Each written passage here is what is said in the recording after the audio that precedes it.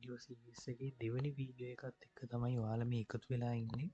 ඉතින් පළවෙනි වීඩියෝ එකෙන් අපි කතා කරා කොහොමද Python install කරගන්නේ කියලා. ඉතින් ඒක මොන හරි ප්‍රශ්න තියෙනවා නම් අනිවාර්යයෙන් පහලින් කමෙන්ට් එකක් දාන්න. අපි අද කතා කරමු variables ගැන. ඉතින් මේ variables කියන්නේ programming වලදී අපි මොකක් හරි data එකක් save කරලා තියාගන්න පාවිච්චි කරන ක්‍රමයක්.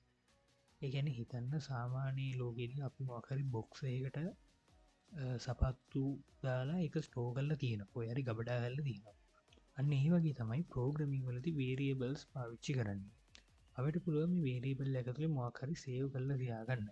මම දැන් පළවෙනියට variable එකක් හදනවා name කියලා. මේ name කියන්නේ variable එකේ නම. ඊට පස්සේ අපිට පුළුවන් මෙන්න මෙතන equal mark එක දීලා මේකට මොනවා හරි assign කරන්න. ඒ කියන්නේ මේ variable එකට මොකක් හරි value එකක් දෙන්න පුළුවන්. අපි දැනට value එකක් දෙමු roy කියලා. හරි දැන් අපි මේ කලේ variable එකක් හැදුවා.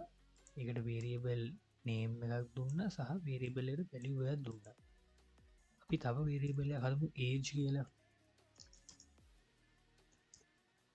දැන් මෙතන කරේත් අපි variable එකක් හදලා ඒකට value එකක් assign කරා, value එකක් ආදේශ කරා 20 කියලා. මේ තියෙන්නේ එතකොට variable name එක. age කියන්නේ මෙතන variable name. ඊට පස්සේ අපිට පුළුවන් මේ variable එක print කරන්න.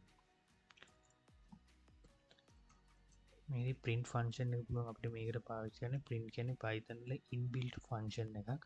අපි ඉස්සරහට කතා කරමු මොනවද මේ function කියන්නේ කියලා. දැනට අපිට පුළුවන් මේ විදිහට print එක පාවිච්චි කරන්න. print කියලා bracket දාලා අපිට පුළුවන් ඒකට අපේ variable එක call කරන්න. දැන් අපි මේක run කරොත් අපිට පුළුවන් මේ variable එකට දාලා value එක බලා ගන්න. file save කරලා මේක run දෙනවා. වල පෙනෙදි roy කියලා මෙතන print වුණා. අපි ආයිත් age එක print කරලා බලුවොත් මෙන්න මේ විදිහට age එක අපිට බලා ගන්න පුළුවන්. අපි save කරාට පස්සේ age එක print වෙනවා.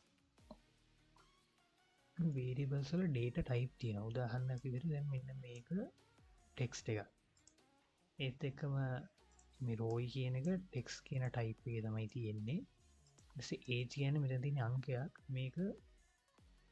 මේක number integer කියන variable type එකට තමයි මේක save වෙන්නේ. අපි ඒව ඉස්සරහට තව කතා කරමු. දැන් උදාහරණයක් විදිහට මම age කියන එකේ අපිට පුළුවන් type එක data type එක බලා ගන්න Python වල function එකක් තියෙනවා type කියලා. මම මේ විදිහට run කරාට පස්සේ ඔයාලට පෙනේ මේකේ type එක මේ තියෙන class int කියන්නේ මේකේ data type එක int කියලා අපිට බලා ගන්න පුළුවන්. ඒ වගේම අපිට පුළුවන් දශම සංඛ්‍යාව වුණත් මේක save ගන්න. 20.5 කියලා මේක run කරොත් ඔයාලට පේනවා float කියන data type එකෙන් තමයි මේ දශම සංඛ්‍යාව save වෙන්නේ. ඒ වගේම අපිට පුළුවන් මේකක් වෙනස් කරන්නත්.